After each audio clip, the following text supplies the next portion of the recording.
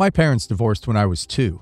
I am now 18, and until about 3 years ago, I would spend summers and every other holiday with my dad. Most of that time was also spent with his parents, my grandparents. My mom remarried when I was 6 to my stepdad, who was like my actual dad to me, since my biological father is a piece of crap and was aggressive. They had my half-sister a year later, who is now 12. I refer to her as my sister and introduce my stepdad as just dad. My grandparents on my biological father's side are very old, and honestly won't be around for much longer.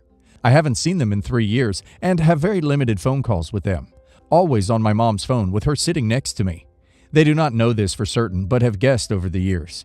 Anyways, after I got off the phone with them the other day for one of our rare talks, the topic of inheritance came up. My grandparents are very well off, and I most likely will get quite a bit of money. I mentioned I will save it for a future house and to help with education costs, since my parents will not be giving me any aid for schooling fees. That, turns out, was the wrong thing to say, because my parents immediately started demanding that I split half of it with my sister.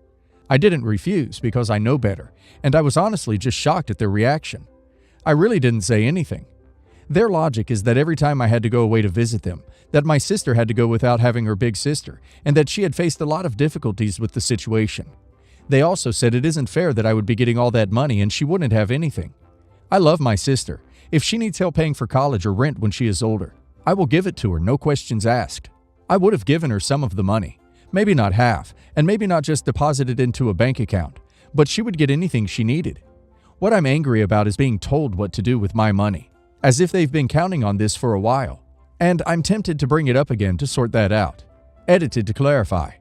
The money I will give my sister will be set aside, to be specifically used for education or expenses she has while in college. I would not be giving her a huge sum. Also, I have no idea how much of my grandparents' assets are tied up in trusts, but seeing as they're multimillionaires, it is highly probable. Not the a-hole. Your grandparents may leave you money. Your mom is an a-hole for suggesting that your sister should share in that inheritance. Fortunately, you are an adult and will get to make the final decision on what will happen if you inherit.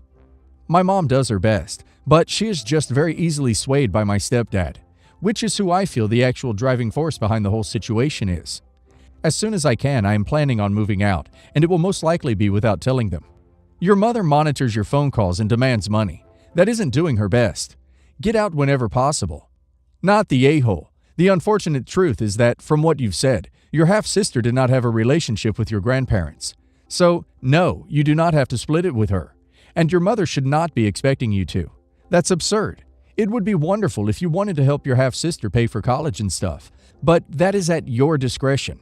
It sounds like you're still young yourself also, so you really need to speak about this with your grandparents by yourself so that they can help you protect your inheritance if you aren't 18 yet. There are ways to leave you money that only you can touch after you turn 18. You need to look into the legality of inheritances, because it is unfortunately very common and easy for young people to have their inheritances stolen right out from under them. Do your best not to let that happen to you. My sister, Lila, 28 female, and I, 34 female, are both the children of a single mother. Growing up, I was always closer to our mother since we were closer in age and had similar interests. I was also very quiet and well-behaved while my sister was wild. We grew up in the sheltered suburbs, so her behavior wasn't nearly at the level of a lot of kids generally, but it was a point of stress for my mom. Many moons ago, my sister and my ex-boyfriend started a relationship. I was all right with it since he was my ex-boyfriend in high school. I made a mistake after she got engaged to him, and I'm not justifying this, but when my ex and I had a moment, I gave in and slept with him. I immediately regretted it and told my mom the morning of, crying. She was upset with me, but understood, and when she tried to console my sister, Lil blew up at her and said that my mom was taking my side instead of hers and was mad that my mom consoled me or whatever. She didn't talk to my mom for a long time after that. Lila is pretty happy now. She's got her life together and earns good money. Her husband is rich and she has this cute baby girl. My mom dotes on the baby, and ever since Lila has made up with her, takes Lila's side on everything because she's scared of losing her. I recently found out that I'm pregnant and currently don't have a job, and I'm living with my best friend. The baby's father will not be in the picture.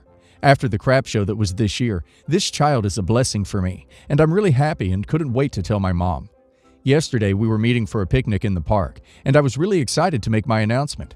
I had made cupcakes with blue and pink frosting for everyone. Before I could tell anyone, My sister let everyone know that she's pregnant also. She's 5 months along and knows the gender. Everyone was so elated and I was a bit hurt, but decided to make my announcement as well and revealed my cupcakes. My mom was silent when I told everyone, and when I prodded her, she said that she was worried for me since I don't have a job and she doesn't know how I'm going to survive raising this baby by myself. I started crying and told her that of course she's going to criticize me and compliment my sister, and that the favoritism is starting to show. It really hurt me.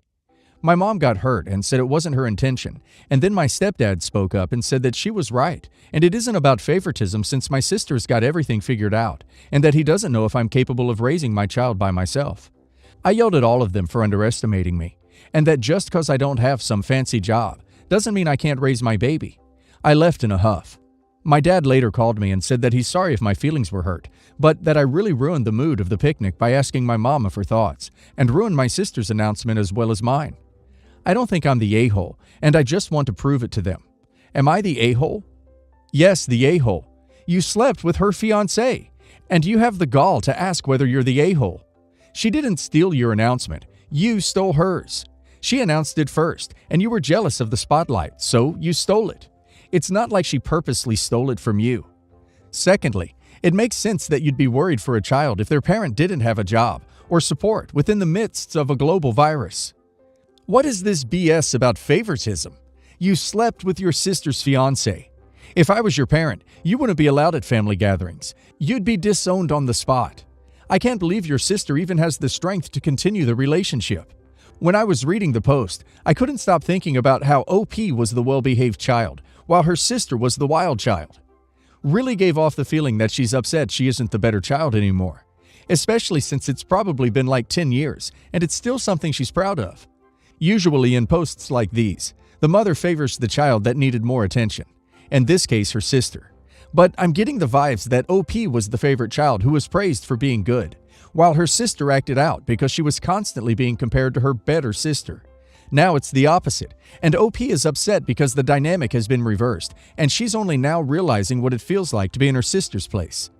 OP, you are unemployed, have no support from the baby daddy, and living with a roommate.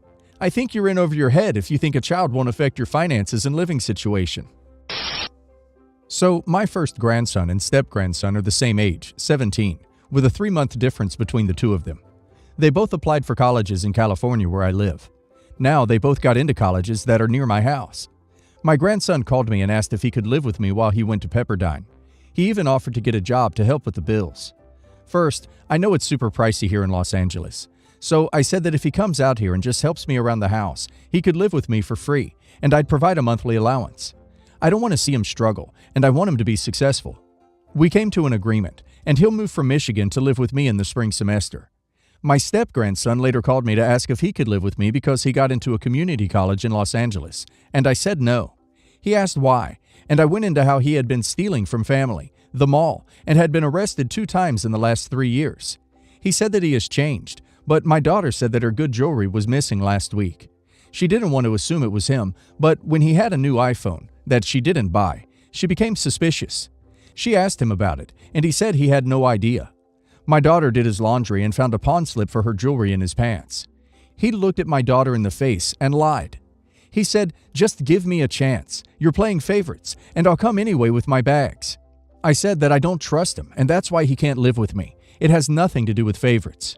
I told him to look into student housing or getting a job out here, and I wouldn't provide any references to potential jobs out here for mutual friends, because he got fired for stealing clothes from the job he had and was banned from the mall. I later went on to say that if he comes here bags and all, I wouldn't change my mind, and he would be homeless if he came here without a plan. I called my daughter and son-in-law. They stayed quiet about it. I realized that this may be somewhat cruel, but I said this so he can understand that he needs to be accountable for his actions. And if the roles were reversed, I would do the same to my grandson. I won't enable self-destructive behavior by letting him stay at my house. He started crying, saying, "Please, I don't want to live on campus." I said, "Sorry, you can't live with me, and you best start applying for a job and looking for an apartment." I feel like what I said is what he needed to hear, and give him a dose of reality that is adulthood. But am I the a-hole for telling him why he can't live with me? And would I be the a-hole if I let him become homeless if he just shows up at my doorstep? Edit. My grandson will come to college with me, and I'll make sure that my step-grandson won't come to stay at my house. I talked to my grandson on the phone, and he confessed the reason why he wants to come here is to get away from his stepbrother. I've made my position firm, and if he comes here without a plan, that is on him. When I go back to Michigan, I'll have a sit-down with my daughter and son-in-law about my step-grandson.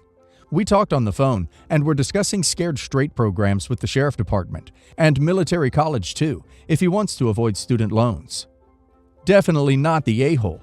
I could have excused the theft and lying when he was 14 to 16, but not when he did it last week.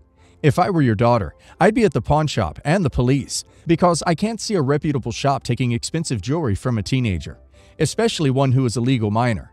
Stand your ground. Don't let him come out there. If you laid everything out for him and his parents in that way, not the a-hole, you have very valid reasons to feel the way you do. You aren't playing favorites. You are rewarding behavior that is socially acceptable. Your first grandson that offered to get a job and help out, and teaching him, the second grandson, that there are consequences for his actions. I, 20 female, am living with my parents and younger brother, 17 male. My parents and I generally get along well, but my brother is an absolutely awful person. He has always been very stubborn when we were younger, but in the last couple of years, his behavior has gotten way worse and extreme, and unfortunately, my parents are enabling him. My brother is part of the self-proclaimed popular kids at school, and he constantly looks down on anyone he doesn't think is cool enough for him. He and his friend group often hung out during lockdown to drink together, and they even got caught by the police once. They got off with a warning. At home, his behavior continues. He always leaves messes for others to clean up. He listens to loud music and FaceTimes his friends while talking super loud until 4 a.m. nearly every night. Unfortunately, my parents never discipline him, because whenever my parents even hint that his behavior is wrong, he freaks out. If my parents say he can't, for example, hang out with his friends because of the lockdown, he throws a huge temper tantrum and insults everybody until he gets his way. Since my brother isn't allowed to drive by himself yet, me and my parents have to drive him places all the time. A couple days ago, he asked me if I would drive him to a supermarket because he needed to buy something. I was in a good mood, so I decided to drive him, and while my brother was in the supermarket, I stayed in the car and read a book. When my brother returned to the car and sat down next to me on the passenger seat, I asked him to hold my book while I'm driving. He said he didn't feel like holding anything and carelessly threw my book on the back seat. I told him to get it back because when I have to brake, it'll fall down, and I wasn't able to get it because, well, I was driving. He refused. So at the next traffic light, I brake. The book falls down, and it now has a huge dent. I was seriously mad at my brother, and he just laughed condescendingly and told me I was overreacting. At that point, all his crappy behavior over the years really hit me for some reason, and I decided for myself that enough is enough. I told my parents that from now on, I won't do my brother any favors anymore, and that includes driving him anywhere until he changes. My parents both work, so sometimes they rely on me to drive my brother somewhere, but I won't do that anymore. If he wants me to pick him up from school, he can take the bus. If he wants to meet his friends, he can walk or go buy a bike. My parents now say I'm making their lives way harder, so now I'm conflicted. Am I the a-hole for refusing to drive my brother around anymore? Not the a-hole. First of all, your brother is 17. Why doesn't he get his license, a job, and buy a car himself? Second, your parents are enabling this behavior, and in less than 10 years they want their 27-year-old son to take up residence in their basement. They need to quit ASAP. He thinks his behavior is okay. It's not, and it will 100% bite both him and your parents in the butt. Why don't you move out? We're from a European country, so my brother isn't allowed to drive by himself until he turns 18. Because of the virus and my studies at university at the moment, I can't move out, but I have plans to move out in September 2021, when the next winter semester starts. Not the a-hole. You are not making your parents' life harder. They are. What you are doing is forcing them to actually parent their obnoxious toddler of a teenager. Not the a-hole. Your parents refuse to discipline him, so they're making their lives harder regardless of your level on involvement. If he's within walking distance to a location, one of his friends, since he's so popular he probably has many, can either swing by and get him, or he can use the perfectly usable legs God gave him. You're the one being responsible here, and if you give him any room for maneuver, he'll continue to expect you to cater to him, even after you move out.